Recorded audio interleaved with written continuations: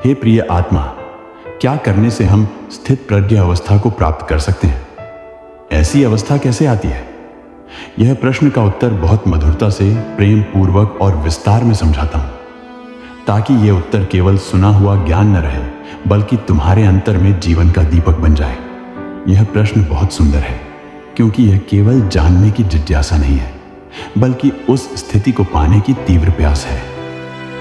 श्री कृष्ण ने गीता में इसका उत्तर स्वयं दिया है। प्रजहाति यदा कामान सर्वान् पार्थ मनोगतान् आत्मन्येवात्मना तुष्टः स्थित प्रज्ञस्तदोच्यते। भगवद गीता अध्याय 2 श्लोक 55। हे पार्थ, जब मन के सभी कामनाओं का परित्याग हो जाता है और आत्मा स्वयं में ही संतुष्ट हो जाती है, तब वह व्यक्ति स्थित प्रज्ञ कहलाता है। अब प्रश्न उठता है, ऐसा कैसे हो? मैं मन को कैसे स्थिर करूं? मैं अपनी चेतना को आत्मा में कैसे टिकाऊं? मैं स्थित प्रज्ञ बनने के मार्ग पर कैसे चलूं? आइए अब उसे गहराई से समझते हैं। स्थित प्रज्ञ बनने के लिए हमें 5 प्रमुख साधन अपनाने होते हैं। 1. वैराग्य और विवेक, डिस्पैशन एंड डिसर्नमेंट। वैराग्य मतलब संसार की वस्तुओं को देखकर यह समझ आ जाना कि इनमें कोई स्थायित्व नहीं है। जो आज आनंद दे रहा है, वह कल पीड़ा भी दे सकता है। विवेक मतलब जो सत्य है और जो असत्य है, उनमें भेद जानना।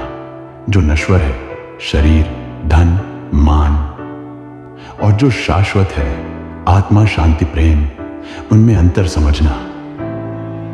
जिस दिन मन संसार की इच्छा छोड़कर आत्मा की ओर मुड़ता है, उसी दिन स्थित प्रज्ञ बनने की यात्रा आरंभ होती है। 2. इंद्रियों का निग्रह, control of the senses. Shri Krishna कहते हैं, तानि सर्वाणि संयम्य युक्त आसीत मत्परः। गीता अध्याय 2 श्लोक 61। सभी इंद्रियों को नियंत्रित करके और मन को मुझ में, भगवान में लगाकर स्थित रहो।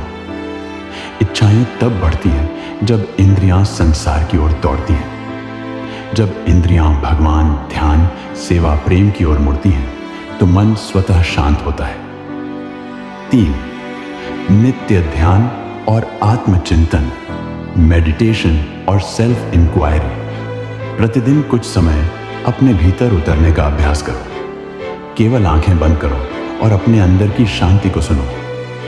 धीरे धीरे मन शांत होता जाएगा। जैसे तालाब का पानी शांत होने पर उसका तल दिखने लगता है, वैसे ही मन के शांत होते ही आत्मा का प्रकाश दिखने लगता है।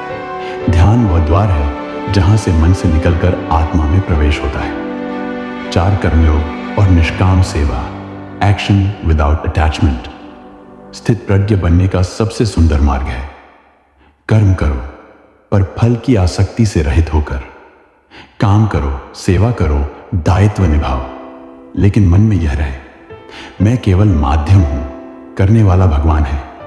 निष्कामता, शांति, शांति स्थित प्रज्ञता।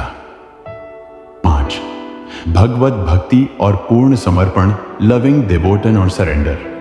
प्रिय भैया, सबसे सरल और सबसे मधुर मार्ग यह है भगवान से प्रेम करना। जब मन संसार से हटकर भगवान में रम जाता है, तब वह स्वयं स्थिर हो जाता है। भक्ति मन को शांत करती है, प्रार्थना हृदय को निर्मल करती है, नाम स्मरण चेतना को उच्च बनाता है। जब मैं कुछ नहीं हूं, जब सब भगवान है, तब मैं स्थित प्रज्ञ बन जाता हूं। तो प्रिय आत्मा, अब सुनो, स्थित प्रज्ञ बनने के लिए क्या करना चाहिए?